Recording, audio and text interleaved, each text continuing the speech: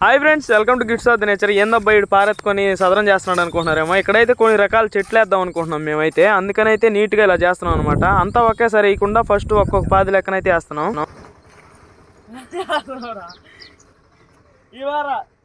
ఈ కాలువలకి ఈ సైడ్ కూడా కాకరా, మధ్యలో వచ్చేసి చిరాకు. ఇవే చిరాకు గింజలు చాలా నున్నగా ఉంటాయి, చేతిలో పట్టుకుంటే జారిపోతాయి. అందుకని వీటిలో ఏంటంటే ఇసుకేసి బాగా కలిపెట్టుకుని చల్లితే అన్ని ఒకటిగా పడతాయి అనమాట. ఇసుక కలపకుండా చల్లితే ఏంటంటే ముద్దలుగా పడిపోతాయి ఈ గింజలు అయితే. అప్పుడైతే చెట్లు బాగా రావు అనమాట.